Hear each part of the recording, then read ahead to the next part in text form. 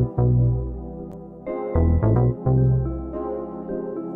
are entering the Urban Suite with Dr.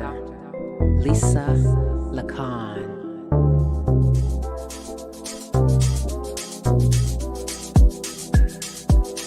Let's talk about urban issues plaguing our community.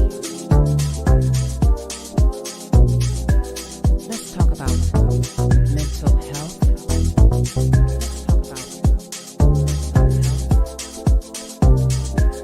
Let's talk about sex.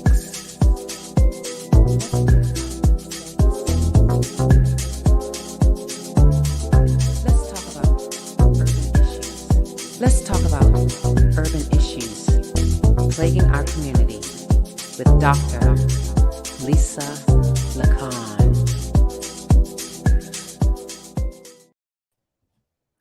Hello, my urbanites. Welcome to Urban Twos for Change Network. You have entered the Urban Suite with me, Dr. Lisa Lacan. Welcome. And you're not dreaming. It is Thursday. Yes, it's not Tuesday. It is a Thursday. So, Curtis, why are we here today on Thursday? Well, it's sort of a freestyle Thursday tonight. So we just got a mixed bag of things to talk about. We just want to go over a little bit of what happened this past week and some of the high points and recap a little bit what happened before we go into the rest of the show tonight. So, all right. He started off things very interesting this week. Starting actually last Thursday, 7 days ago, we found out and learned that the relationship guru, Kevin Samuels, he died of a heart attack. So that was like, oh my gosh. So he's this podcaster who has 1.4 million subscribers. And it was like, he's only 56, 57 years old. And he talks about relationships, and how he died was interesting with this woman. And I'm not going to even talk about the running joke. But anyway, condolences to his family, because, he does have a daughter, mother, and I know it was very hard for her this Mother's Day with the death of her son. So that was the first thing that happened. And then what else happened? What else? So on Monday, we did our election special, like our preview to the election special on Monday, where we interviewed James Ward and we talked to a potential council candidate. Yes. And then we also did. Oh, go ahead. Well, we did our first test of the Essex Times news segment as well, where we discussed some local news, like the Orange Fire and things that happened. That is correct. So we actually interviewed 3 candidates for city council position in Orange, New Jersey. That was Sharif Williams.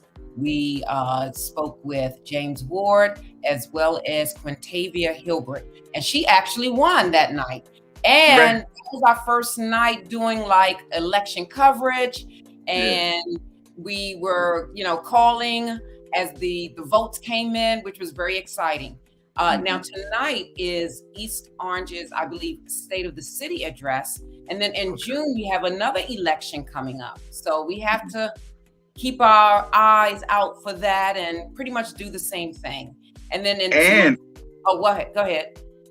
A little part of the election news from that Tuesday night. So that was our normal Tuesday night show that we did. And then we covered the part of the election. But some people won, like Quintavia Hilbert, who we had interviewed that night at the beginning of the show. And then by the end of the show, when we were looking at the results, we could tell she was already going to win. Yeah. So that was really interesting. But one of the elections that we did discuss that night was between Dupree Kelly and his opponent in that seat for the West Ward. Right. But the West Ward. And you said they have a runoff. Yes, they're going to have a runoff and have a special election. So Dupree Kelly, for everybody, if anyone doesn't know, Dupree Kelly is also known as Do It All from Lords of the Underground, legendary hip hop group from back in the day in North New Jersey. And like I said, he's running for city council in the West Ward. And it was very close. There was probably about 3 or 4 candidates in there. So maybe the threshold was that nobody got over 50%. So the 2 top candidates have to have a special runoff election. Wow. That may be, why they have to have that runoff, because right. They couldn't tell which one of them won. The other one, which was close, which is the section where the Portuguese section. Yeah. That's the East. That's the East Ward. The East Ward, Silva and Campos, very close. The last I saw, Silva was winning, or he won by 42 votes. Woo. 42 votes. So I don't know if they're going to do a recount. I don't know, but I don't know how it goes in Newark, but 42 votes. Right. So that was on Tuesday. And then yesterday was Wednesday, and you actually were at a special presentation yesterday. I wanted to find out about what happened. So just tell us what happened with that yesterday. That was beautiful. So I am a member of Zeta Phi Beta Sorority Incorporated, and we have youth auxiliary groups. So I was a guest speaker for the induction ceremony, and the young ladies aged, I think 9 to 17 were present. So I had to do something inspirational for them. And my message was reject the rejection, meaning that you will get rejected in life, but you have to understand and learn how to reject the rejection. So I just told them that basically there are pretty much 2 ways you can reject the rejection. The first way is to say, you know what, there's something else out there better for me, so I'm going to just continue going. Or the second one is, if you know that it is your purpose to do it and you have to do it, keep going for it. And I told them about my story when I was actually rejected from Hampton University. And how did you feel when that happened? You didn't give up. You didn't give up. I did not give up. I persevered. I did not give up, to the point, and I said this to them. This is the first time I shared this in a public forum. I had to interview with the Dean of Students, and I was only 17 years old. And the Dean of Students ripped me to shreds because, I waited till the last moment to register or to apply to the school. So that's why I did not get accepted. And he just ripped me to shreds. Oh, and I was crying in the office, and he said, okay, I'm going to let you in only if you do like pre-college or whatever. And if you don't cut pre-college, don't even think about coming back. Don't even think about applying to this school. And as I was leaving, he said, and another thing, I don't like accepting students from Washington, D.C. public schools because they have poor GPAs and they don't graduate on time. I was like, oh my God. So yes, but look at me now. Right. Full-fledged doctor of psychology. Full-fledged doctor. And then next week, I'm being honored by Rutgers University as a distinguished alum. Yeah. Because I did not reject the rejection. Right. You kept going. You didn't give up. I kept it going. So yeah, you know what? So very busy week. Yes. And you know what? With that, we're going to get into tonight's guest, but you just reminded me of something important and something else that we did this week. So let's take a quick break. I'm going to show you. Let's take a quick break. It's about never giving up. Okay. All right. All right. And when we come back, we're going to come back with our guests for tonight. Absolutely. So I think what you told the young students, and how old were they at the they were between 9 and 17.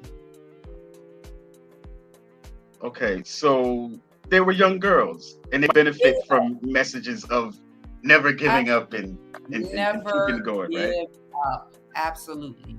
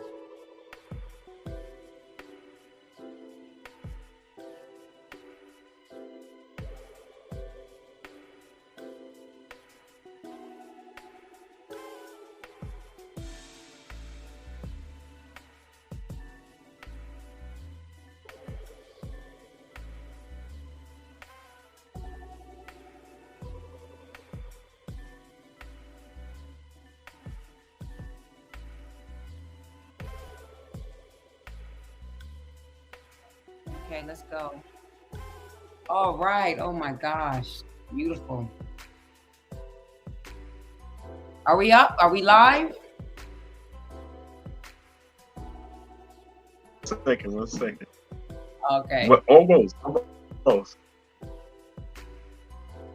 Actually, this is a little glitch with StreamYard because it usually mutes your audio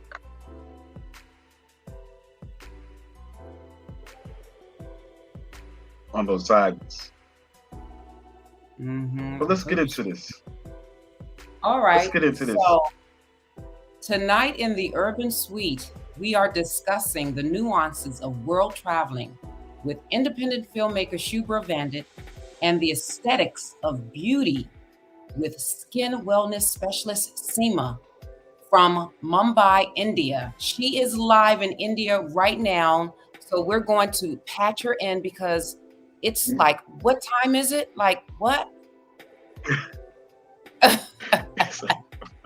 Hi, Seema. How are you?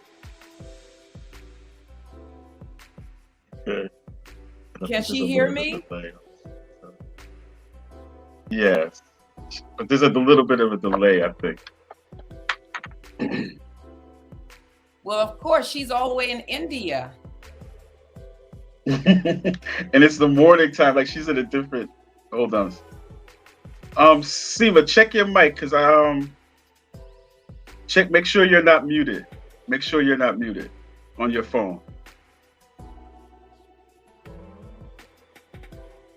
Cause I heard her before. Yeah, she's gonna. We are here before it goes live. That's how I'm telling you about StreamYard. I'm calling you out. Right. StreamYard down the toilet. Well, we find something. Let me see. Seema, can you hear us?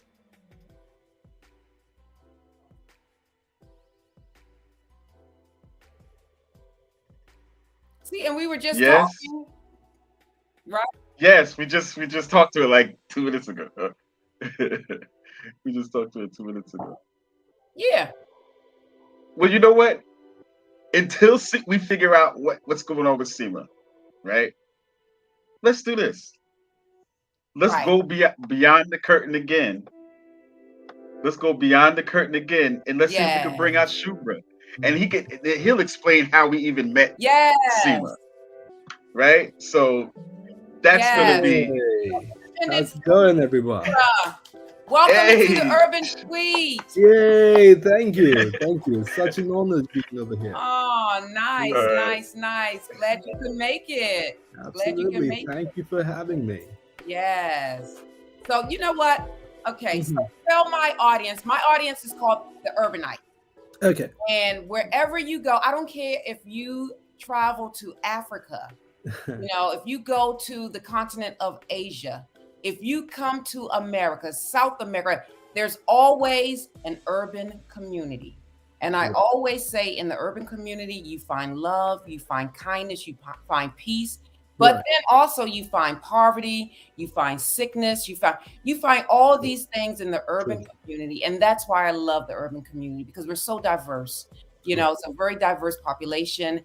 And You're here in the Urban Suite with us. So again, welcome and thank you so very much. So tell my urbanites, my audience, about who you are. Hey, urbanites. Wow, quite a few things, but professionally, I'm a screenwriter, film director, producer, originally from Mumbai, India. I was born in London, brought up in India. I did my education mainly in Europe. So that's who I am. I travel around, and it has always been a dream to travel around and meet people and learn about cultures and music and films and the way people live and incorporate that into my films, both documentary and fiction. Wow, wonderful. So Now that's Seema what is I do. back up on the screen. Right. Yeah. So Seema, I see your mic is turned off. Hold on, I got it. Let me check You it out. got it? All right, let's see. Yes.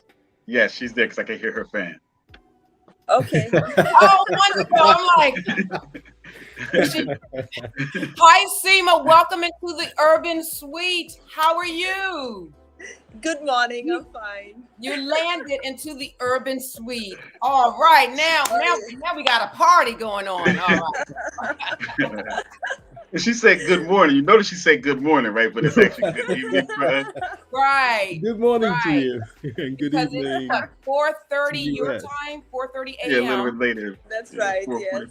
Oh my gosh, man, that's something else. So Seema, I know it's 4:30 in the morning, so I'm not going to keep you long, but tell us about who you are and your products and your skin wellness. And because we saw, I guess earlier, was that your studio, your salon, That's tell us right. about, yes. So, I started as a dreadlock artist. And before that, I was into advertising. That's another story. So, so this whole fascination with dreadlocks and braids and, all kind of, the African culture, I was drawn towards that. And then I, learned how to make all these things and then started, my studio. And then I got into skin and wellness, which was a perfect combination for hair and skin that goes hand in hand together. And then I became a hand poke tattoo artist as well. And now I'm pursuing to become a body piercing artist as well. So I'm just not stopping. Right. Hold up. She said a hand poke tattoo artist. What is that? What is a hand poke tattoo artist? That's a stick and poke art. It's very ancient, and you don't use the machine, but you use your force of your hand. Oh, I've seen that. Yes. Yeah, I've seen that. So I do that, and I have got like quite a few clients and many more coming up. Does that hurt? Does that hurt? A wee bit. I'm like, I saw them like, oh my goodness, that must hurt because they have these intricate designs. They do it on the back, they do it on the like all over, and it's beautiful. But I'm like, they're there all day. Yes, it takes a whole day. I mean, if the machine tattoo takes 15 minutes to finish, so hand poke will take about 45. So yeah, that's the difference. Yeah. So it reminded me of actually being in an African braid shop when I had hair. Like you're in there all like I'm like, oh my gosh. So yes. How did you actually start the business? Like how did you actually start the salon? Like, and then now that you, I guess maybe explain to us how you met Shubra as well. Shubra, I know Shubra since 12 years. We've known each other since then. And, we're friends since forever. Maybe past life, we'll have to check on that. Yeah, so we just, met like in between pandemic, right? Like that was 2020. And that's when, we were talking about ideas, like how do we do it? And, since he's a filmmaker and he's got another perspective and, I have another perspective, but then, we kind of gel so well with our thoughts and ideas and everything, and it just merged beautifully. And that's when we kind of started.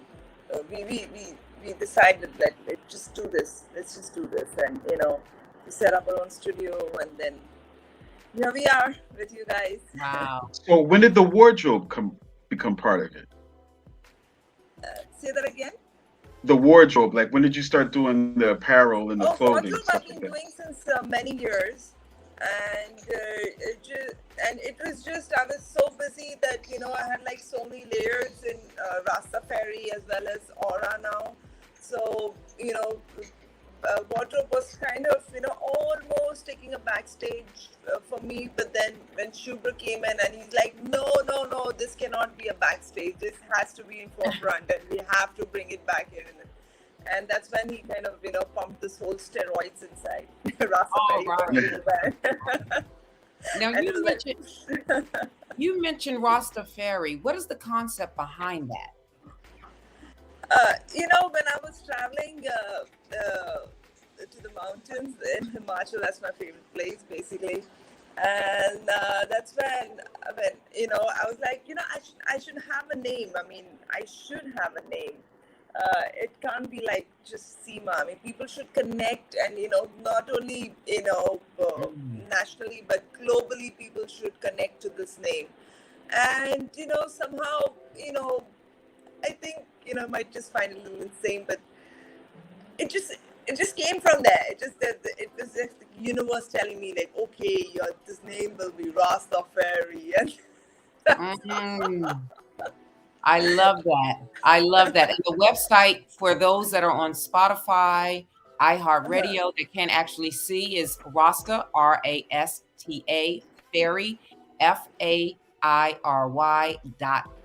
That's rastafairy.com. So you can go to the website, take a look at the fashions. That's rastafairy.com. And then what are your beauty treatments that you offer? See, I offer all kind of skin treatments. You have like fine lines and pigmentation and sunburn. So this is a normal problem that people go through their daily lives, but they don't realize that what's happening with their skin. The damages that's happening because of the sun and also the stress level in the city. So, we need to treat that, and, if we take care of our skin well, then, everything is good. Right. Now, I have a problem with my lips. Oh, I'll have to see your lips then. No, right. I do, because I'm a jogger, and I jog outdoors in the winter, and it's very cold, and my lips get such a beating. Like, what can you... It's dried out? Yes. Okay, so you need to have certain routine for your for your lips. Like night, you have to apply some moisturizer if you can, and sleep overnight, and then morning again you have to follow the same routine, and ice it a little bit, and then moisturize it. And you have to keep doing this because winters is usually killing. It basically destroys the skin. So you have to be very, very careful. And yes, my lips take a beating. Like, oh my gosh. It gets to the point sometimes they're so cracked. It's like, oh, geez. So, what I can suggest is a Vaseline right now, but then once I see your skin, then I can tell you like what kind of treatment that we can give. Now, I saw something that you put also dye on lips. Like, I do lip blushing as well. What is that? Lip blushing? What is that? What exactly? Lip blushing is basically, it's like, semi-permanent makeup. Like PMU, it's pretty famous now. People are getting used to this whole procedure where you don't have to wear lipstick, once you have the color on your lips. So you just kind of put some kind of gel or gloss, and you're just ready to go out. And similarly, there is a BB glow treatment where there's a layer of makeup on your face. It stays till a month and a half on your face. Yeah, so you sleep with the makeup on and you wake up. And nothing's on your pillowcase. No, sorry. So you're just gonna look pretty all the time. Oh my God. I'm pretty. Oh, pretty. Oh my God, so pretty. Oh God, I can't imagine that. Oh my goodness. That's And new also technology. microblading for the eyebrows. So people with less hair growth, or they want a particular shape, or they want their eyebrows to look a little thickish. So we do microblading to the eyebrows. So that's again like a semi-permanent makeup, like a tattoo. It stays till a year and a half tops. And wow. Then, yeah. So you don't have to worry about your eyebrow getting unshapely, and because that shape just stays. So wow. You said a year and a half. Pretty.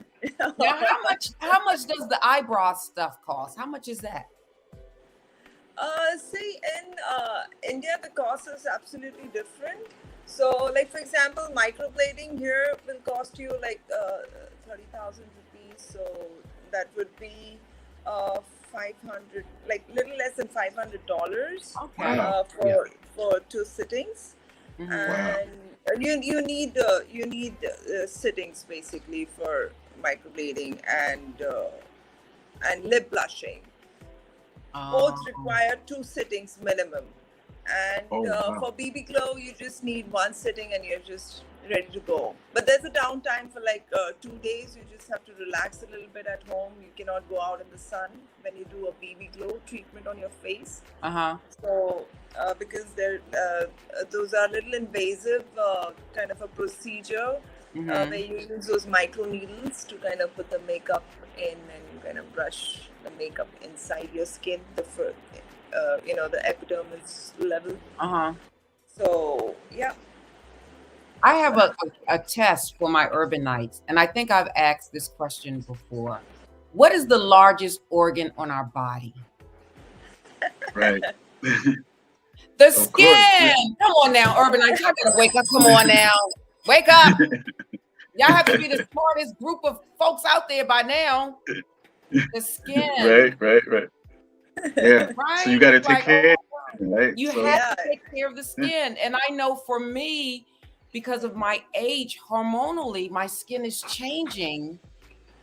And it's like, oh my gosh, it's not as, as I was when I was 20 or 30, or, it's just changing. So we really appreciate, the skincare treatment and things of that nature that you have, that I know here in the States, we're not really used to. We do other measures. We have fillers, we have Botox, we have, we have these things that we use here. We do have the threading, because I do get my eyebrows threaded. I do have the threading.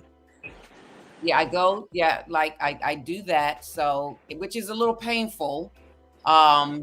Which yes, but sometimes the things you do for beauty, right? Right, I'm about to say. The things you got to do for beauty sometimes, right?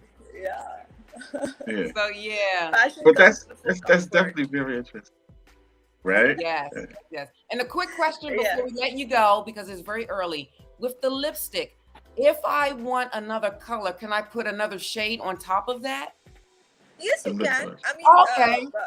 Of course you can. Lip blushing, I mean, you can go, lighter on your, if there's any kind of pigmentation, like for example, your lips are darker, so you can make it lighter shade, and then, you can apply whatever shade you want to on top. So there is no comb that, that you're stuck with this color for a year. I mean, you can use any color. Okay, because that was my.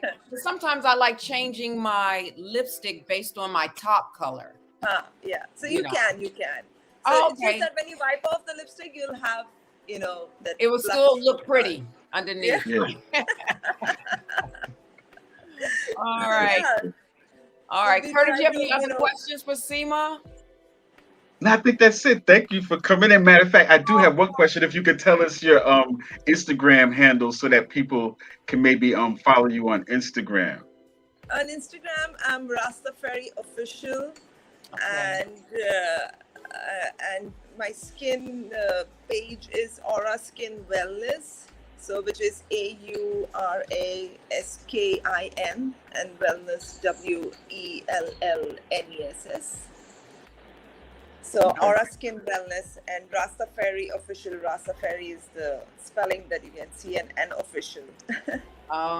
So when they Oh, go to the Yes. website, they can see about the clothes, the Yeah, they salon, can see skin wellness, my everything. entire work. Yeah, my whole history is lying on Instagram.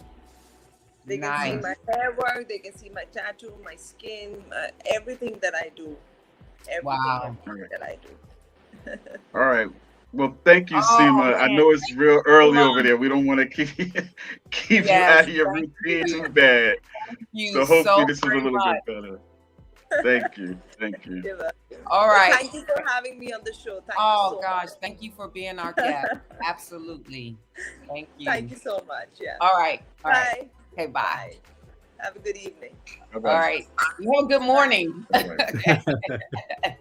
All right, Shubra. Oh my gosh. Right, right. Hey, hello Oh, she's again. beautiful. Oh my gosh.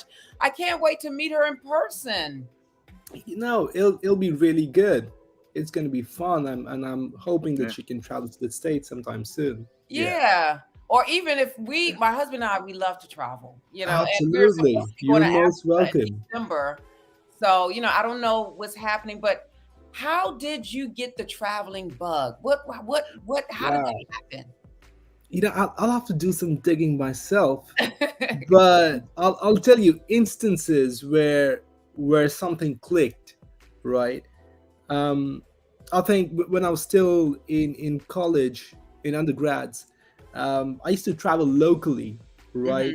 Hmm. Uh, my parents were super protective, right? In India, it's very common to have parents who are super protective, but my parents took it to the next level. Like my dad used to drop me to school and pick me up till I Oh, was in 12th grade, right? Because what?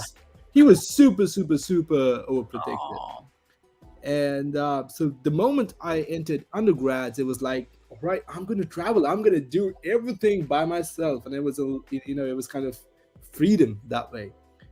And I used to travel to nearby cities, go to music concerts, and I would love to explore these lanes where just wander around. And I think in yeah, it was 2014 when I first traveled abroad to Singapore, and I stayed oh, at a hostel, and I met people from the hostel, and there was this German couple that I bumped into at the hostel, and we got along pretty well.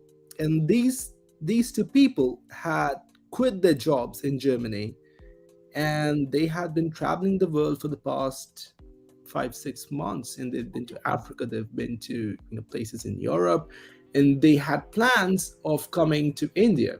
and, mm, and I said, you know what, if you come to India, you're most welcome to stay at my place. mm-hmm. Guess what? 6 months later, they're at my place in Oh, Mumbai.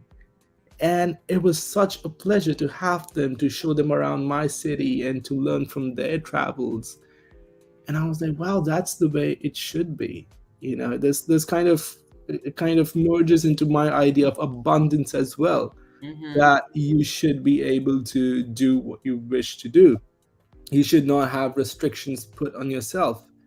So Right. I always tell myself that if I feel like having a pizza, I should be able to fly to Italy and Naples for the weekend, have a pizza and Oh, come okay back. now. All right now. I see. Right. Because why put restrictions? Why do you want to be in a situation where you say, "Oh no, that's not possible. That takes too much from Right. me," and you should be able to say that, yes, I'm capable enough to earn that kind of money. I'm capable enough to travel around Right. and That's called options. You have options. right. Yes. And it's not just about pizzas. It's Right. Yeah. No, it's absolutely options. Right. It's options. Yeah. Well, right. how has traveling been since COVID? Yeah, this is the first time I've actually gotten out of the country. Wow. Yeah, yeah. I was scheduled to be in Germany. Right, this is an interesting story.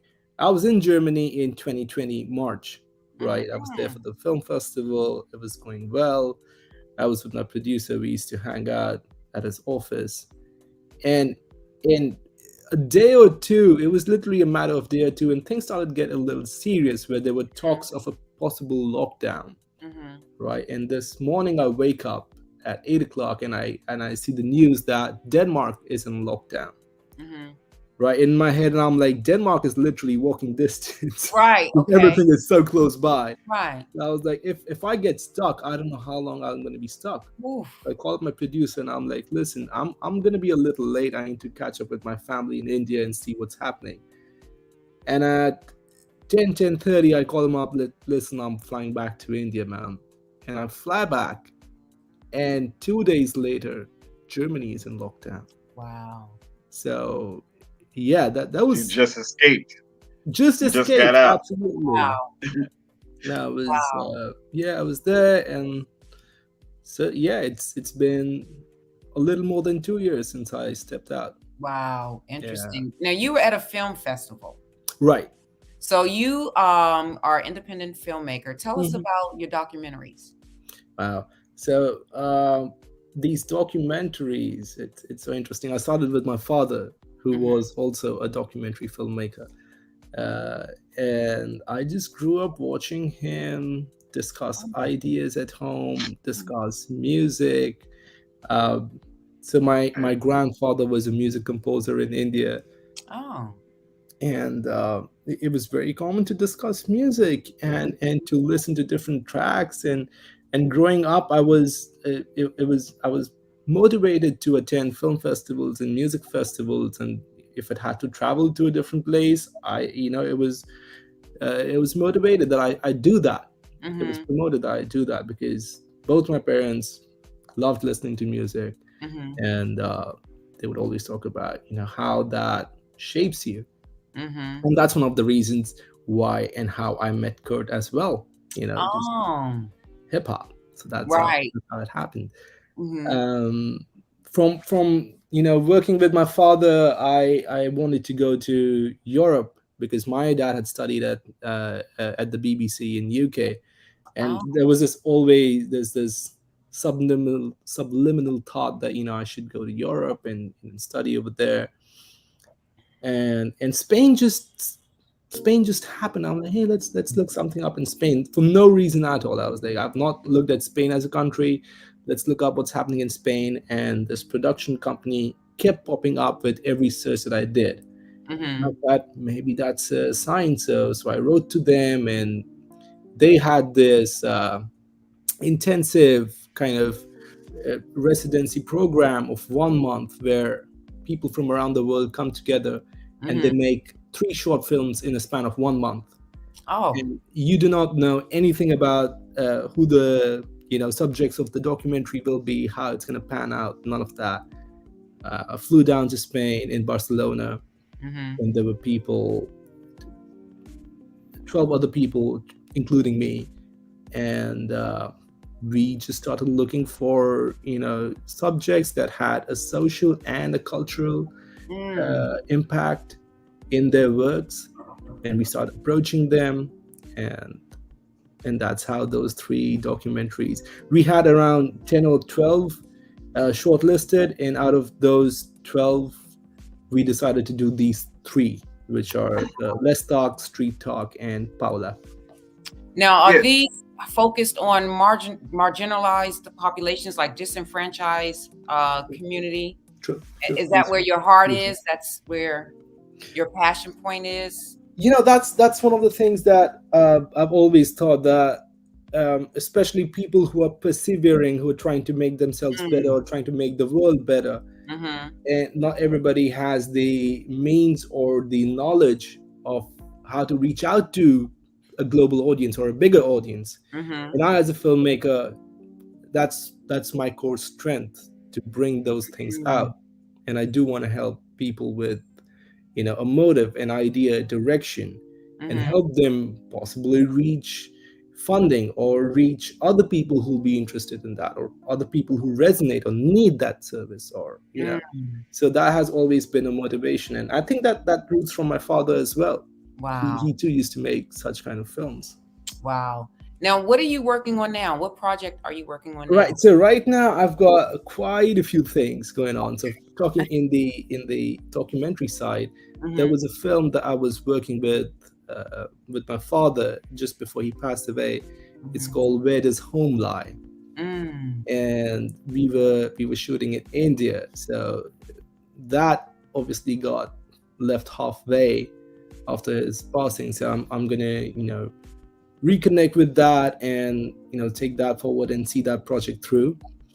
Apart from that, I'm currently editing a short, a movement aesthetic short called Metamorphosis. It's about the journey from darkness to light, and how you yourself motivate and inspire yourself to take that journey. So that's the idea of Metamorphosis.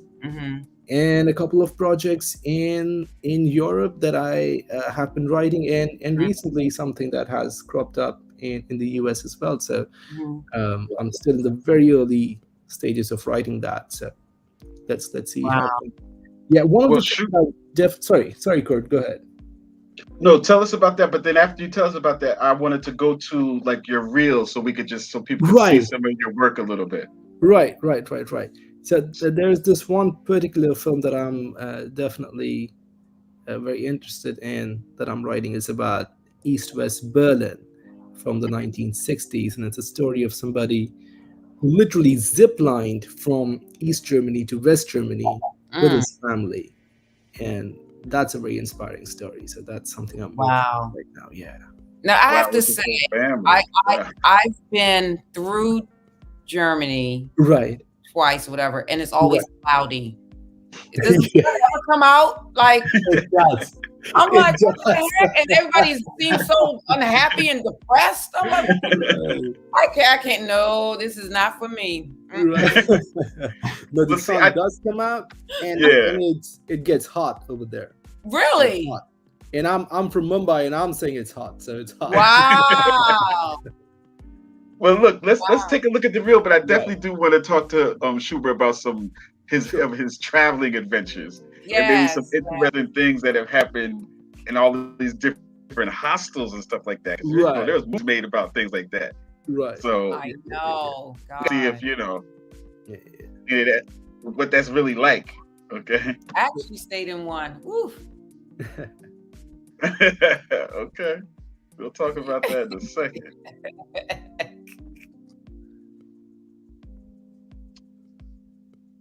Wait a minute. Okay, here we go.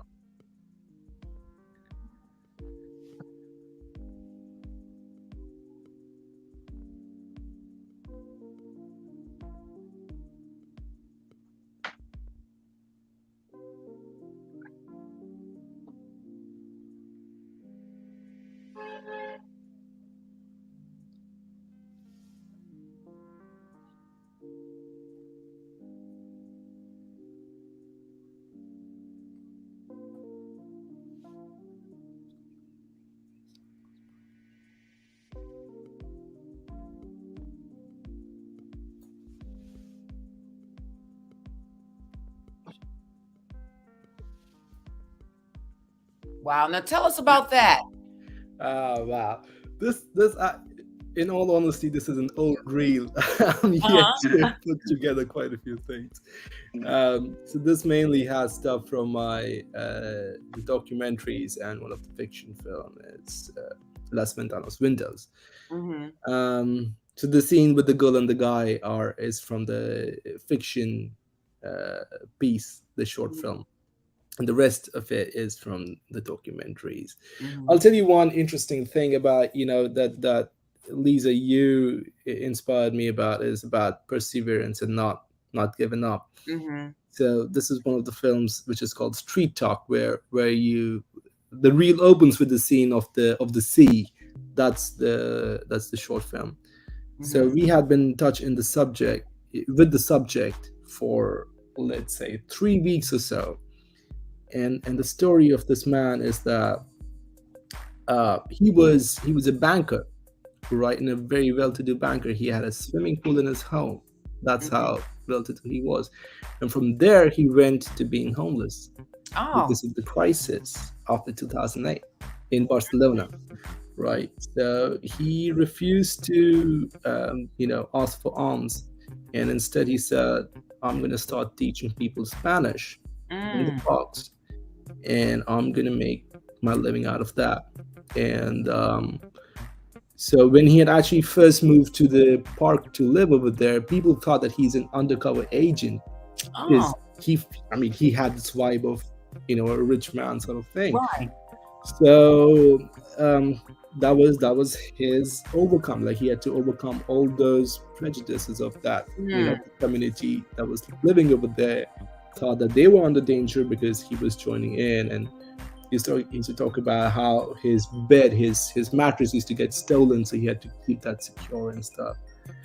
Now the thing is that we have recorded the audio. That was the process. We first record the audio and then we go shoot the B-roll and we do the actual interview. And the day of when we're supposed to start shooting him, this is a week before we're supposed to release the movies, he calls in saying that he's not really ready to go public with his homelessness. So he says he won't be on camera. So now our question is, do we drop this film? Because if we don't have it on camera, how do we proceed? And we were not willing to drop the film. It was a good topic. It needed to be told. But again, we could not persuade him to be on screen because that was his choice. Right. So we decided we let the camera be his eyes, and we decided to go POV. I love that. So everything you see is actually from his eyes. Right. Oh, which is, to me, is better. Right. It turned out to be better. Yes, that's actually better. Right. Yeah, actually it's better because it looks like he is the one in the driver's seat and he's really right. Wow. And that was in filmmaking, that was a very interesting exercise, because now I was in touch with the producers and they were like, you got to do everything like you're that person. And so when you walk with the camera, my idea is to try and keep the camera as stable as I can. Now it was to make it as normal as it would be. Right, just walking. Right. Mm-hmm. And then the film starts with him waking up on the street. So now it was like, okay, when somebody wakes up, how is their head like this? How does it come up? And do we get up straight? So no, we look down and we, take support and we get up. So the camera was doing all of those things. Oh, I love that. And that just helped with the sensitivity of, making it real. Wow. And that's something I've always, that I realized working in documentary and in fiction, is that in documentary, everything is real, right? The story is real, everything is real. It is your job as a filmmaker to make it believable through the editing, and to make it not believable, to make it entertaining, to make it captivating. Right. And in fiction, it's all made up, and it's your role as a filmmaker to make it believable. Right. So absolutely complementary things, and it was great. Because this documentary was in a way fiction, because we were working with the camera as his POV based on his audio. Right. Absolutely. What or who directors have you learned from? Like, who inspired you? Right. I think one of the biggest inspirations for me is Martin Scorsese. Oh. Yeah. I absolutely love him. There are a lot of films. I think there are two films that, so Martin Scorsese always talks about, finding something that speaks to you, right? To understand yourself better and to understand films and your profession and all of that. Back in 2011, I attended the Mumbai Film Festival for the first time, and there were two films that particularly spoke to me. One was Once Upon a Time in America by Sergio Leone. I think it's a film from back in the 60s, from the 70s or the 80s. And the other one is a movie from 1927, a German film called Sunrise, A Song of Two Humans. And these two are very different epochs, right? And something spoke to me that it felt real. Both of them were fiction, but they felt so real, and it spoke to me. So that moves me, definitely. So I would say these three influences have been very big. Apart from a ton of other people, right? I wanted to know if the making films, is that what has helped you to travel? Like, is the process of doing these documentaries been part of the reason and the impetus? Because like, you're not just going on vacation when you're going to Barcelona. Right. You're actually going there to work and stuff. Like, you're not just hanging out at a hostel or something, Right. potentially waiting to get murdered or something like that in one of these movies. Like, have you ever been scared of that off topic? I mean, you never Right. worried about traveling by yourself or nothing like that? Like, I'll tell you what, I've been a little I'll tell you two things. I've always been a little pushing myself out of my comfort zone sort of person, and I've always, especially since Singapore, the more I did that, the more I realized that every time I push myself out of my comfort zone, life gifted me with a surprise, and super serendipitous surprise, just amazing things. And so I think the idea of also living in a hostel is to put myself out there and to meet people. One can, sometimes the hostels and a hotel is similarly priced. So, you might just get a private room for a little more. But sometimes I do choose to stay in a hostel so I can, learn from other travelers, meet them, see what's happening in their life. Because it's a very different thing to sit across somebody up a table and talk over a coffee and be in the same room where they sleep and have like a chat before you go to sleep. Because that time I think people are a little more vulnerable, they're a little more open to just, it's a shared place, you just chat about stuff, you end up having different conversations, and that's, I'm gonna circle back to that, two of those incidences where I learned, there were gems that were literally showered on me by different people from their experiences. And that's one. The other being, yeah. Go ahead. Go ahead. Yeah. Right. Go ahead. I think that films have definitely also enabled me to travel. They have definitely motivated me to go to different places, and it's almost like, if I want to sound scientific, it's almost like an anthropological study. Oh, right. Yeah, I was going to say that. It sounds like you're doing research. It sounds like you're doing research. Right. Societal, psychological research on people. Like, you're studying society and stuff. Those guys slept at 10. No. Well, I'll tell you what. When I'll tell you this from Spain. You travel, they have these paellas, which is like a rice dish, right? And their foods very varied. And you travel 5 kilometers along the coast, and the way they prepare that food changes completely, right? And so look at that. You're literally 5 kilometers away, and somebody is having an almost, a different sort of culture being in the same country. Wow. Yeah. Right? It's the same country. Things have changed a little bit just by that much distance. Yet, a heartbreak in India is the same as a heartbreak in Japan, as a heartbreak in US. Right. And having a child in US versus have a child in India. So we are still so similar around the world with our emotions, but we are still so different in the small things. Right. And that's something that fascinates me. Wow. Now, what is your concept of home?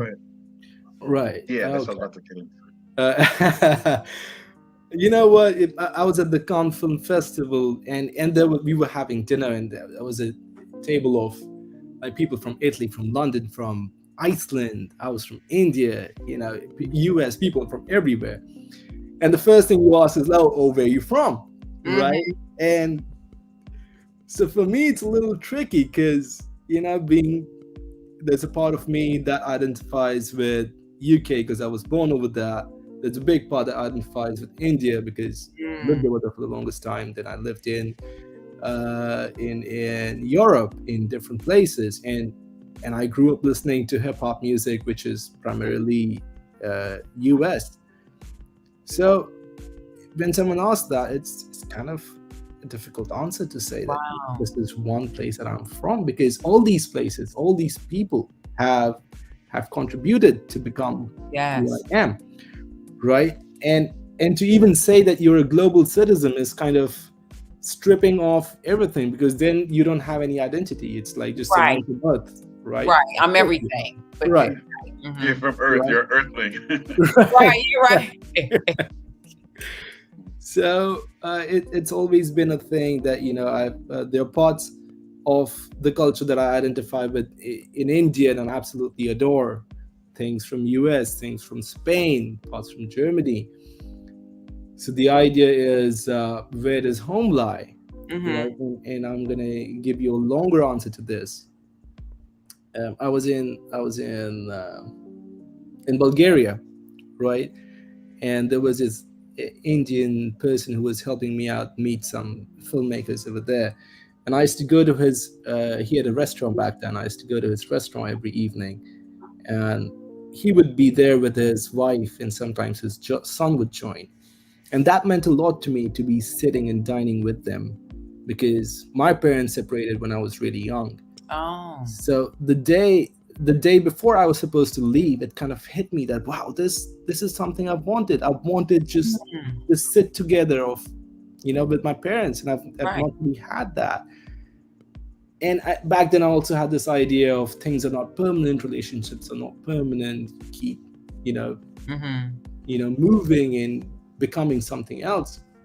So this idea was that, okay, wait, then I'm not looking for a family, or maybe I'm looking for permanence in relationships. And I was in Czech Republic, in Prague, at a hostel, and there was this girl from the US, and we happened to talk, and I told her about how this happened in Bulgaria and what I felt. And you know what? She said the most beautiful thing. And she's like, this is what she said, that I feel that permanence exists, and it exists in your relationship to yourself. And that was such an eye-opener. You always have to cater to yourself. Yes. Like you have to, because I used to think that, okay, I want permanence, but permanence doesn't exist. That was a great way to connect that, okay, it's got to be within. Right. And then I met someone else in Germany, and we were talking about all of this. And he's like, I was about to tell you, man, that find home in your heart. And again, that just hit a chord. So when we talk about home, I think it's all of this. It's home is in between conversations. Home is meeting somebody that feels good. Home is listening to a piece of music that you connect with, or watching a film that speaks to you. A fragrance, a scent. Absolutely. It doesn't have to be a house. It's like, oh gosh, right. It reminds me of home. Right, exactly. Yes. Something that just sits with you. That's Yes. And first of all, you have to be with yourself on that. Yeah, true. Yeah. Well, one thing for being a partially, let's say, a global citizen, is that you speak multiple languages. So you're very comfortable speaking. Which couple of languages do you speak? Right. So of course there's Hindi, which is from India. Then there's English, Spanish, because I lived over there.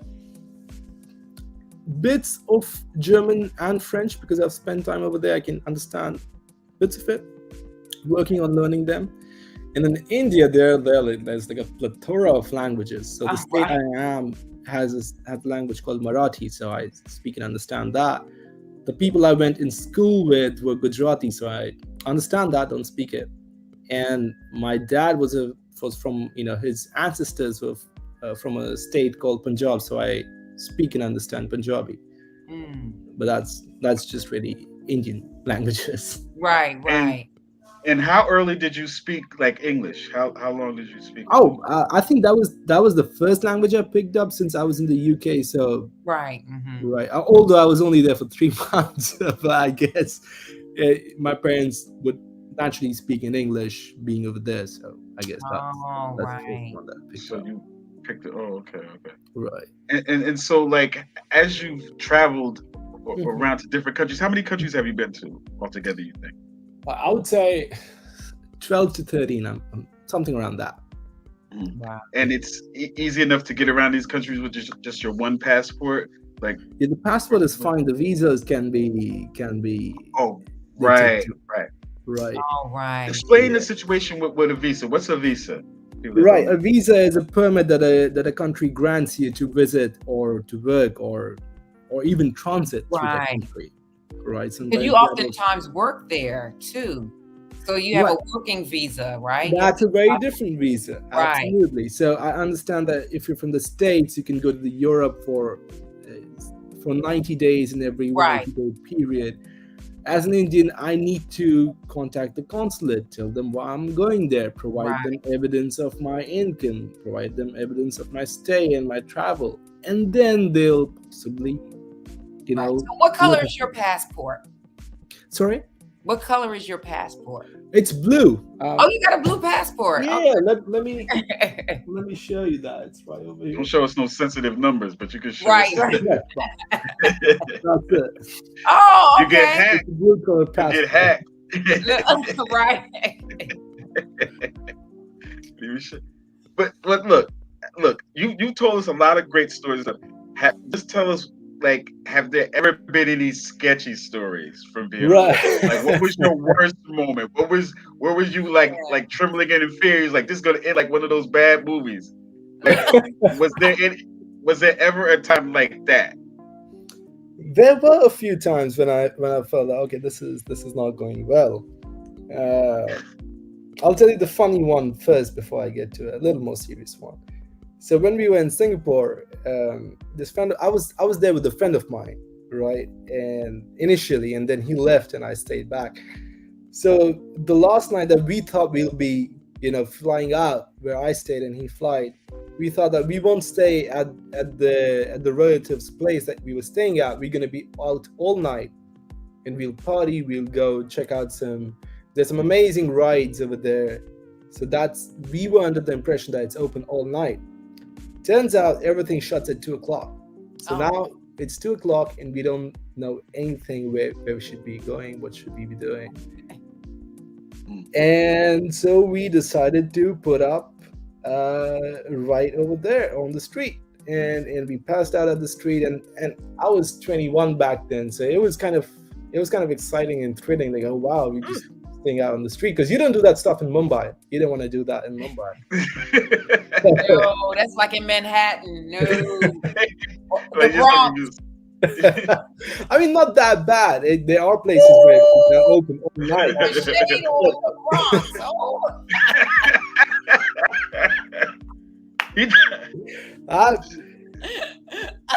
There are definitely places where you don't want to be in Mumbai and in New York that I know.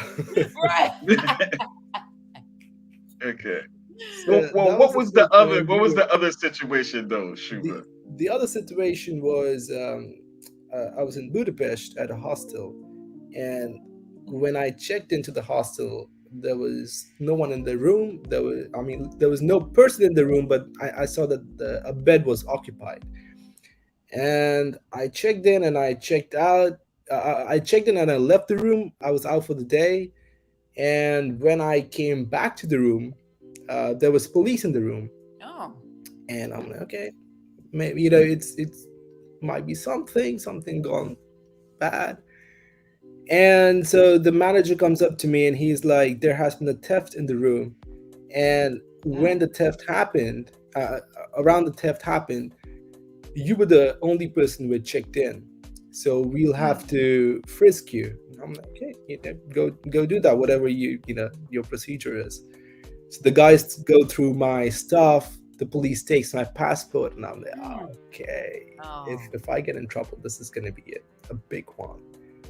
But thankfully, it turned out all fine. It didn't escalate.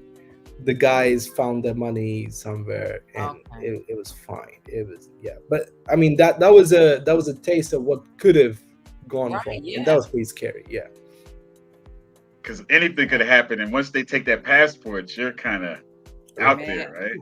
Right. True that. And you never like lost your passport or anything like that. No, thankfully no. But I've had my stuff stolen. Yeah, and that's a heads up. A lot of places, you want to be careful. Like, people are nice and all that, but be careful because people can Yes. identify when you're from abroad.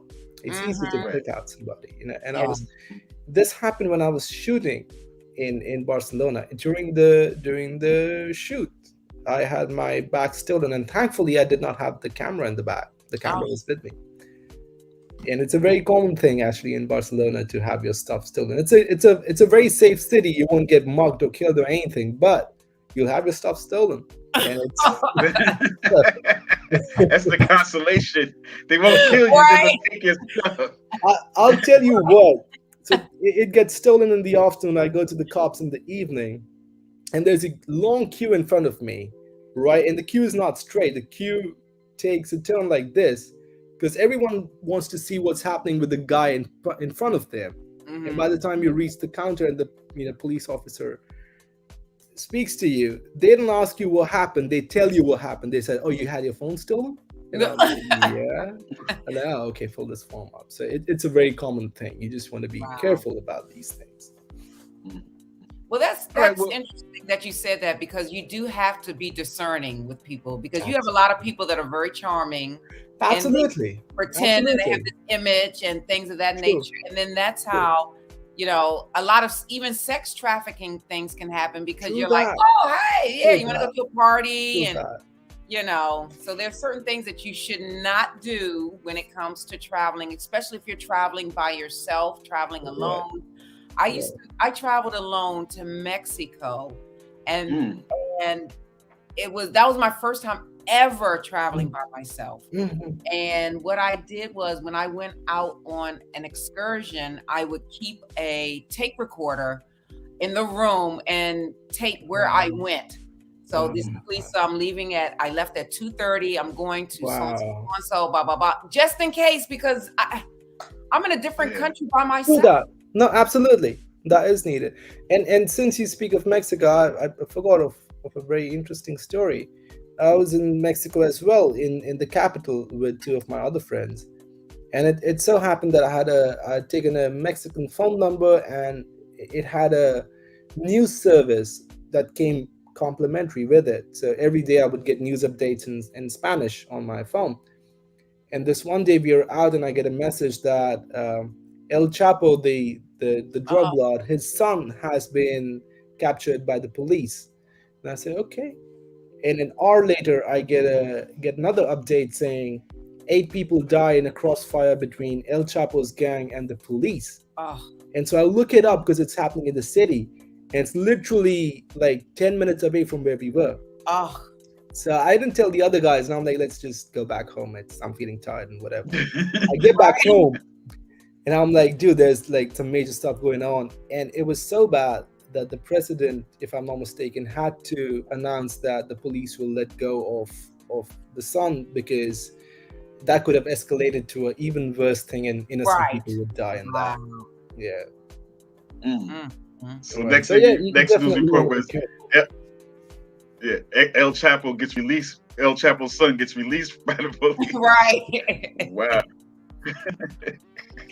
Yeah.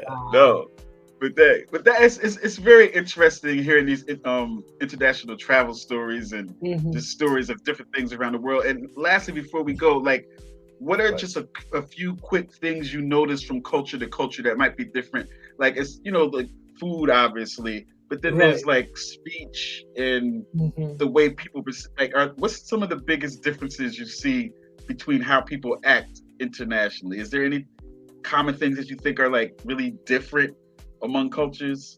How people greet each other, or where greetings they sleep at night, or I think I've noticed this with food, that I think I used to always think that back in India there's a big community that eats at like 6 or 7 in the evening, and there's a big chunk of people who eat at like 10 or 11. And I've seen that with a lot of Europeans. They end up eating early in the evening. And that was interesting to see how also there is a cycle that your body follows of sleep, of eat, of when you want to wake up, when you feel like doing things and working. And it's interesting. And greetings especially, it somehow I found that people, when they greet me, they just join the hands and say namaste. I'm like, all right, that's very kind. That is very, because when I go to people's houses in India, I don't join my hands. I give a high five or say hello to them. It's an interesting thing. And I think the world overall is welcoming, and you have to believe in the goodness of world and life. But of course, you want to be wary of who you trust. You can't be a pessimist and go around, because then that's how your experiences will be. You have to go out thinking that it's going to be an adventure, it's going to be fun. And some bad experiences are kind of needed to kind of, tint and add a bit of hue to your experience, because everything is goody, but something off just kind of makes the goody even better, I guess. Right. Let's put the website one more time, his website.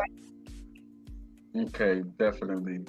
And just also tell us, because like you mentioned to me earlier that one of the ways that you're able to communicate in other countries is because a lot of those other countries speak English. So like English definitely is like a common language in a lot of different countries. That's a thing that it's so underestimated, that certain countries don't speak English or certain countries do speak English. Right? It's a big misconception that, if you go to Southeast Asia or India, how will you communicate? A decent amount of people speak in English. Right. At least in India you can communicate. But I've been to places like some places in France, some places in Spain, where it was tough to communicate. Right, and you have to either rely with Google Translate, because Google Translate can mess things up big time. Right, or you just work with gestures. Yeah, right. Sign language. Right. Sign language. That's it. That's universal. What time of right. When they eat, right? Yeah. So Shubra, for all of our listeners on the radio, on Spotify and iHeartRadio, could you just read them the websites just in case they want to see your documentary films? Right. If they wanted to try to get in contact with you. Yeah. If they're in Barcelona, they want to say hi. Yeah, why not? Barcelona, Berlin, wherever. And I'm most happy to chat and share experiences, and wonderful. A part of me has been also I wouldn't say formally teaching, but definitely in whatever sense I can guide, because I have a lot of people who ask me, how did you get into filmmaking, how's it going? And you will have people who tell you it's a bad field, it's a tough field, it's this and that, and I think that's where Don Cheadle comes in for me. He said that he said that a lot of people come up to me and ask me that, hey Don, should I be an actor? And I tell them, no, you should not be an actor. If there's something else you can do that. And if you can get dissuaded by me saying this, you should not become an actor in the first place. Right? So you have to follow your heart, your grit. You have to keep that in place. That is true. Right. Right. So read them your website, so just in case they can't see it on the screen. Yeah. It's ShubraVanditFilms.com. That's ShubraVandit Films, FILMS.com. And you have Rastafari.com as well. And the wardrobe of Rastafari is on Instagram. The Instagram account is Rastafari Wardrobe. That's it. Wardrobe means a clothing line, not actual cabinet, because clothing lines and you were chatting. You thought I made cabinets, and I'm like, no. Put that in, Lisa. You never heard what I put that inside the wardrobe. Yeah, get my pants out of the wardrobe. Yes. Yeah, like get my pants out of the wardrobe. I knew what you were talking about. I swear I thought he meant they built cabinets and stuff. I thought that's what he meant at first. I was like, okay, whatever. Like people do a lot of stuff. You know what I'm saying? I was like, I didn't know what he was doing. You know what I'm saying? So, my bad. Oh gosh. So definitely, man. Shubra, it's always so great to catch up with you, man. And me and Shubra go way back.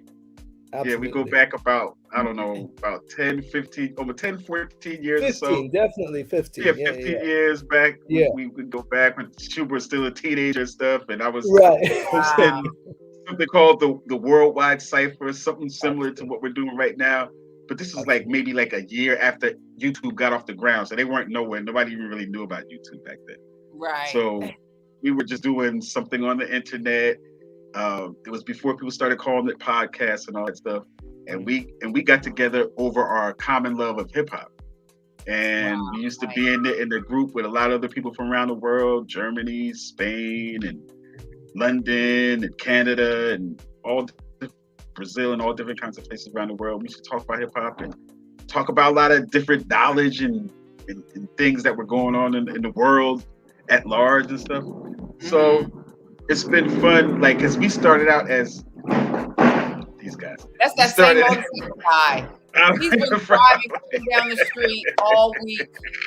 I'm like, all who week is he? because Who is it that got guy? warm. Because it got warm.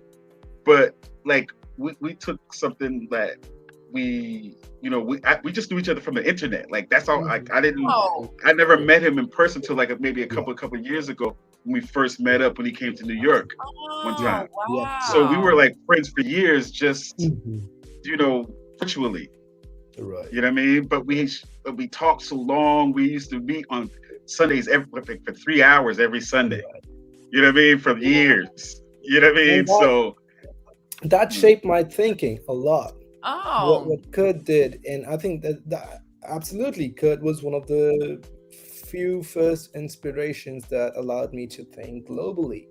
Because through wow. his network, apart from of course what he spoke about, the people we connected with was like, wow, there's somebody from Germany who's into hip hop, or somebody from Spain who's into Oh, hip hop. yeah. And everybody's bringing their own perspective, and Kurt was conducting the entire thing and really Wow. walking us through, and be it hip hop, be it comedy, and just weaving all of that through the how everything is connected, Yes. right? And that really, wow, that made me think that, hey, Wow. it's just a big world, and you have to It is so take it true. in. experience. Absolutely experience. That's it. Yes. So thank you so much, Shubra, for Yes. coming Thank on Thank you. you, Kurt, and thank Thank you, you. It's Lisa. been wonderful meeting you. And Cheers. thank It's you been for a coming to pleasure. Thank Urban you. Suite. Thank you Right. so very much. Let's put that website up one more time. Okay. Okay. Let's see. Just for our audience, just so they can Yes. get in contact Shubra with you, Vandit just in case they had a Films.com. question. And they can S- actually see like the documentaries as well. Like you can Right. watch the Yeah. documentaries there. Right. You can. SHUBHRAVANDIT films FILMS.com. Yes. So I'm doing it slow for people like me. You can't see too fast when you try to, Right. I'm what I like, mean? say that again. I gotta rewind. Wait, rewind. Like, Okay. All right. all Well, right. Thank definitely, you so Shubra. much. Whenever you're in town, you got to stop by, bring us your latest, Definitely. tell us your latest stories from the Absolutely. road. Make sure you send us Absolutely. Yes. some No, when footage are as you going well. back? Or what is your next destination before we let you go? Next destination is Berlin. I've got a film I'm going to be on the production side of, so that should be happening. But again, that the timeline is kind of still in the making. So once we Mhm. know that, yeah. And how long are you here in New York for? Again, that depends on that, but I would say a couple of weeks definitely. Okay. Yeah, Okay. yeah. So Right. you'll be here to enjoy the nice weather. Yeah. Yeah, It's right. starting to get Spring in warm. New I'm York. liking that. Yeah. Yes. All right. All Well, right. thanks a lot, Shubra. Thank you. Great. Thank you so much. All right. Cheers. God Have a bless. great All All right. right. evening. Thank you again. Yeah, take care. Wow. I stayed at a hostel. For real? You did Yes, that? I did that Why? You because I wasn't moved scared? from, no, but let me tell you, this is an interesting story. I moved from DC to New York, and my apartment in Brooklyn wasn't ready. So a friend said, "Oh, you have to stay in this Oh, hostel." And it was across the street ugh. from Central Park. It was very clean. It was very That would clean. have scared I me did, though. no, I wasn't scared. You're young. You're like, oh, and Not scared. I was early 20s, I guess, and I came up here by myself, and I didn't share a room. It was a single room. So what scared me was, why did I do this? I was reading a Stephen King book called Needful Things at the time. My God, now that was the scary thing, being in the hostel reading a Stephen King book. Like, what the heck was I thinking? Like, oh my gosh. Like,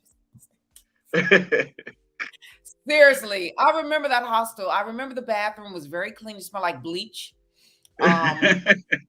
Yeah, I But you do. saw that? Like, Did you heard about those movies? Those hostile movies, those right? Have you ever seen one of those movies? I have Like not, a and thank horror God. movie? Oh Lord, you don't want to see No, that and then go stay in no, a I hostel. don't. No, I it's the hate worst. that. It's the worst. The worst possible scenario that can happen to somebody. That's what happens in that movie. Yeah, Okay. I'm like, why am I reading this Stephen King book in a Yeah. hostel? Like, oh my gosh. So the first couple of nights, well, the first 2 nights, I really couldn't sleep. I was like, I have to put this book down, but I couldn't stop reading it. And then my Yes. apartment was ready. So then that was fine. But yeah, I did. I have to say, I stayed in a hostel. I'm so proud of myself. That should be a t-shirt. I stayed in a hostel. Wow. Because a lot of That's a great. Americans don't know what a No, hostel no, yeah. is. Right. And lastly, I'll say that like when I did go to meet Shubra a couple weeks ago, and when he was in Brooklyn at the hostel, it was a lot of interesting people in that area too, like all around it and everything. A lot of very interesting looking people. Looked like they had a lot of stories and stuff. You're so So nice, Curtis. no, I'm just saying that people looked they looked into it was interesting. It was very, You're like so it nice. didn't seem like Brooklyn. It didn't seem like Brooklyn. It seemed like, It seemed like like it what, just Curtis?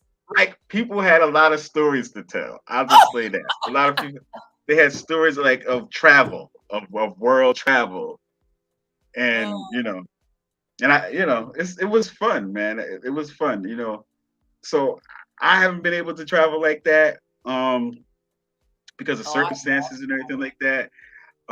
And again, I just like in 2019, pretty much I would say was like the first time I actually um felt like I didn't have to take care of other people and stuff that I oh could wow. even think about doing something like that. You know what I Right. mean? Like so, Mhm. but then the pandemic happened. So then you're like, Right. then all lockdown and everything happened. So I was like, oh, because I was even contemplating the idea of like maybe traveling to different places, seeing that as though now I had the opportunity again. But then the Right. pandemic happened, and then now we're here. So I never Well, got you an know what? opportunity to travel yet. What just came on my Facebook was last year my best friend and I, we traveled cross country from California to DC. Mm, mm, That was amazing. I mean, I think every person should experience that because we went oh yes, from definitely. LA to Phoenix with cacti, and then we crossed into New Mexico, and then there were pine trees. It was just like what it Yeah. just the landscape totally changed soon as you sort of like crossed the border. And when Yeah. Shubra was talking about that, like how the cultures change, the food changes, it's Hmm. sort of like the environment changes. It Hmm. was just like we're in the midst of this orange desert in Arizona, and then we cross over into Mexico, and maybe 10, 15 miles into Mexico, you have pine trees. Hmm. Yeah, It was I actually was able to travel cross country by train when I uh-huh, was on tour with KRS. So we uh-huh. took the up top route Oh, where you you go did to, the up top. Okay. yeah, we do Colorado and like the Yeah. Rocky Mountains, and you come up through but we ended up going through excuse me, Las Vegas as well. But you go like that's where you go to Chicago and all those Right. states Yes. up You did top, that. Yes. Iowa, all places you would never think of ever being. Yeah. It was fantastic. Yeah. We went the southern route. Yeah. Yeah. We did And it's the way better than flying over it too, because you get to actually see the country and stuff that you're going through. Like you get right. to see what's really out there. And honestly, I'll say that I appreciated cities a lot more once you drive through the middle of nowhere, Utah. You know what I'm saying? Like it's just a train track and just nothing but just rocks and Yeah. like Right. I'm like, high desert plains. Like like people actually live out here somewhere. Like, Right. And nah, a bro. Walmart. Give There's me a a city. Walmart Give me everywhere. like, I'm give like, me a oh my, city. I there's a need Walmart bodegas. everywhere. You turn the corner and there's a Walmart. I'm like, but there are no houses. Like, what? Yeah, but there's places that are really like out there. You know what I mean? Yeah. Like even in up in Colorado and stuff like that, people live out like far from like there's miles from the next neighbor and stuff. I can't really live like that, Well, man. see, I need a city. that's why people have guns. You need it because ain't no police coming to save you from nothing. You Right, know what I'm right. saying? Ain't no police gonna come screeching around the There's corner no try police to save coming. you. No. Yeah, you got to No, no, protect no, yourself out no. there. And I'm just saying, even from bears and all kinds of huge Yes. animals out there. So nah, Yeah. all these little hard rocks on the corners on Compton or wherever and Bronx or whatever. Y'all don't want to be out in the middle of nowhere, Utah. Y'all That's ain't that right. hard. You know what I'm saying? Y'all ain't trying to be out in them corners. Not at all. You know what I'm I'm saying? telling you. Oh my So gosh. But yeah, traveling is it's I love it. I yeah, I I so I that's why I love it. just wanted to give people some inspiration that are just sitting around like, what's my next move? Or like trying to think of what they could do to enhance their lives and stuff. And everybody just going to the gym every week. Maybe you should travel. Well, Pick a a little lot of traveling. people that we work with, our clients, they have never left Newark. Right. Yeah, I've met people like that. Like, Yeah. they've never really, because look, let's face it, if you live in Newark, you got access to everything. You know what I'm saying? Right. Anything that you could ever want, clothes, food, this, that, the third, you could get it around here somewhere. Because if Newark doesn't have it, somebody bought it in New York and brought it back over to Newark. Right. You know what I'm saying? So you're gonna get everything here, but you never left. You never went to the beach. Never Never went to know. the No. mountains. Never They went didn't to a even go to park. Manhattan. They've never even been across the bridge. Yeah, I know. I know people specifically like that. Like the first time we took certain groups of MCs over to New York for one of our road trips, one of them remarked, like, yo, this is the first time I've ever been out of Newark. This is the first time I've ever been Oh to New my York City. God. I can't Yeah, imagine. like, wow. Like, I wow. cannot imagine. And I think a Yeah. lot of it has to do with Hmm. finances and maybe fear and perhaps how they grew up. Perhaps their family never traveled. And it's sort of like it reminds me of someone in a bubble. You're just Yeah. in this bubble and then you hit this, you hit the bridge and you just turn back because you don't want to go any further. But it's like what Shubra said, though, it's getting out of your comfort zone. Like Right. once you get out your comfort zone, you learn so much. You have all of these crazy, interesting experiences. Right. Well, that's After why you I get wanted out to of travel and go to Mexico by myself because I had never done that. And I was like, I wow. have to go somewhere by myself. And I Yeah, had a wonderful time. And I that's found great. out I really like myself. Okay, that's great. See, No. but that's what he also said that like the permanence is with yourself. Like you have to Yes, understand right. this whole life journey is really understanding yourself in that sense. You know what I That mean? is You got to try correct. to understand who you are as a person, and that's the Yes. person that you have to be comfortable with for the rest of your life.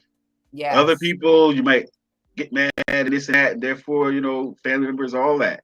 But the person that you always have to be comfortable with and make amends with is yourself, that person in the mirror. That is correct.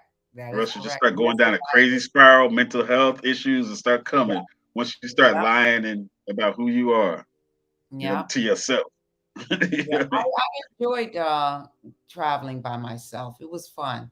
But I have to say my favorite traveling partner, I will have to say, is Sean. Sean Yeah. is a hoot when we go traveling. Oh my God. I can't keep him still. He's up Well, in the that's conga good. line. I'm like, where is my husband? He's talking to people. I'm like, oh my gosh. It's like, can you pipe But it see, calm down? that's better than going by yourself, though, man. I don't trust all that, man. There's too much stuff happening. I wouldn't. I don't know. I don't like that idea. It's just Really? too much. I wouldn't mind doing it. I mean, Shu was a seasoned traveler. He knows all the ins and outs and knows how to get in and out of that type of sticky situations. I'm sure by now. But Yeah, right. Yeah. But yeah, eh, I'm very cautious, especially as a female. Like that's why I said yeah, I would need a tape recorder and let, because at that time, I don't know if people had a lot of cameras around. Right. And I was like, you know what? I'm going by myself with some tour. And it could be anything. Right, yeah. So I left my little recorder. This is Lisa. I'm leaving at so-and-so, so-and-so. I'm going with so-and-so, so-and-so, blah, blah, blah, blah, blah, blah, blah. Yeah. But yeah, because you gotta be safe. You have to be safe. You have to be safe. So yeah.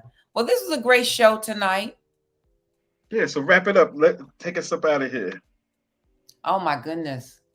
My brain is done. So anyway, I was really thinking about traveling when you said that.